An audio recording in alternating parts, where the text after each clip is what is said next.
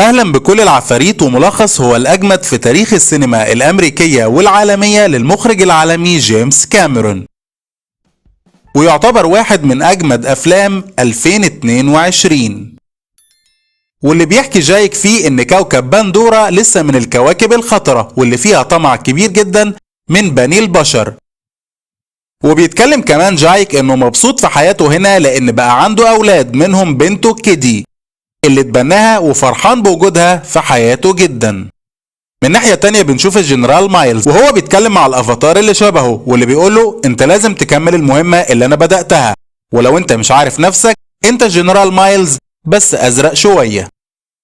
وفعلا بتوصل قوات مايلز على الكوكب بالكامل، وبيقابل هناك الافاتار بتاع جنرال مايلز نقيب في الجيش الامريكي، وبتديله فكرة عن الوضع العام للمكان والمهمة اللي هيقوم بيها.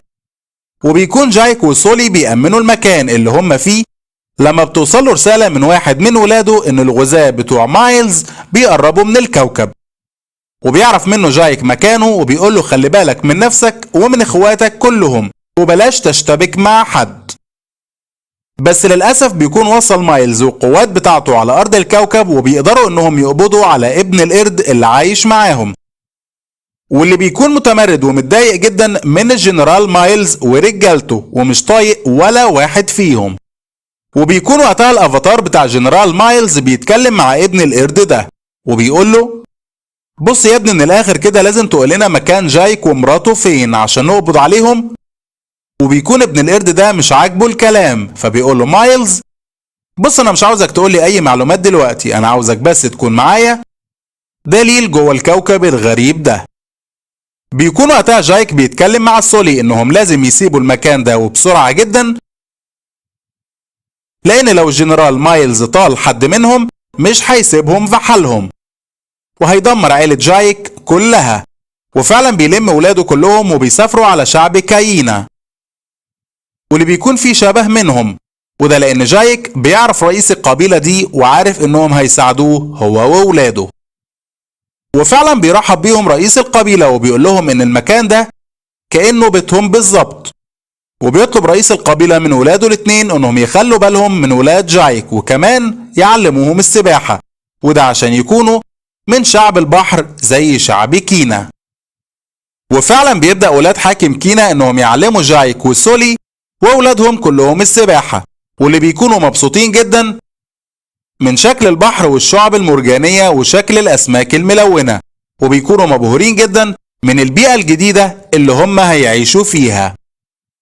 وقتها بيكون وصل الجنرال مايلز على كوكب بندورا وبيتفق مع المساعدين بتوعه على الخطة اللي هيقوم بيها، وبيكون ابن القرد بيتفرج عليهم ومش فاهم أي حاجة من اللي بيتفقوا عليه مع بعض. وبيكون جايك مع أولاده وقتها بيلعبوا مع أولاد حاكم كاينا، واللي بيعلموا الولاد ازاي يركبوا الوحش الغريب اللي اسمه هوليوس نوت، واللي بيكون صعب جدا ان اي حد يقدر انه يمشي عليه خالص.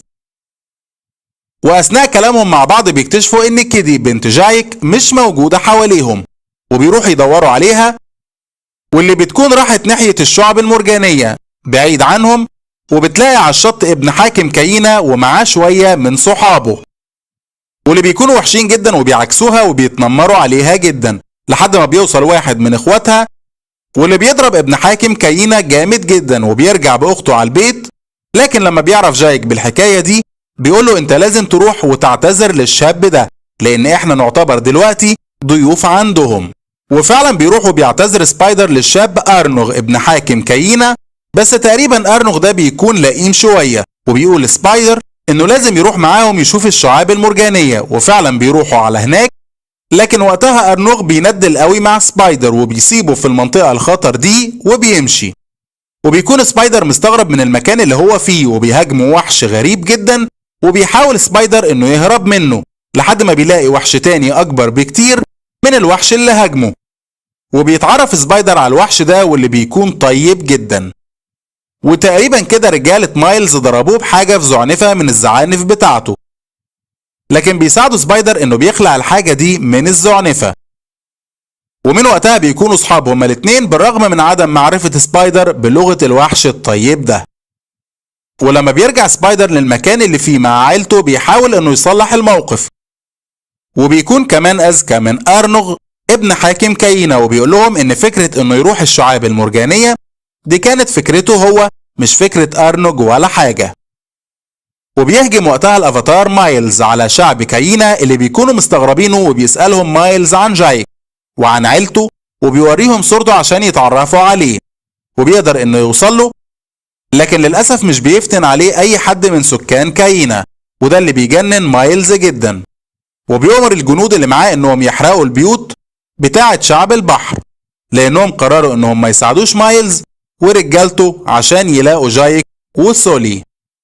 وقتها بيكون سبايدر جوه بق الوحش الطيب، واللي بيلاقي جواه مكان غريب ومنور بأضواء غريبة، زي ما يكون الوحش ده بلورة سحرية بيتنبأ باللي هيحصل، وبيشوف كل المعدات بتاعة جيش مايلز وهي داخلة على شعب البحر كاينا، وبتموتهم وبتدمر أرضهم.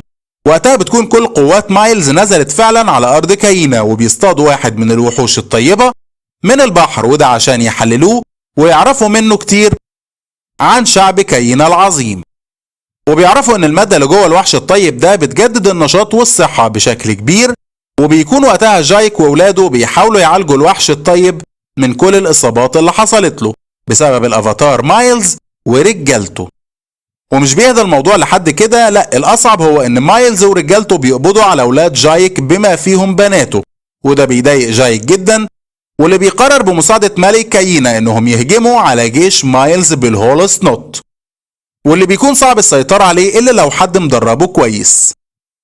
وبتدور معركة قوية جدا بين قوات مايلز بكل المعدات الحربية اللي معاهم من غواصات وطيارات، وقصاده شعب البحر واللي اسمه الشعب كاينا، واللي بيدافعوا عن أرضهم والكوكب بتاعهم بكل قوة، لحد ما بيطلب مايلز من جايك انه يسلم نفسه، وإلا مايلز هيموت ولاده قدام عينيه. وفعلا بيوهموا جايك انه استسلم، وبيدور بين الاتنين معركة قوية جدا، لكن في النهاية بيقدر جايك انه ينقذ نفسه واولاده، وكمان بينقذ ابن القرد اللي كان مايلز مجنده لحسابه، وبيرجعوا تاني لشعب كاينا.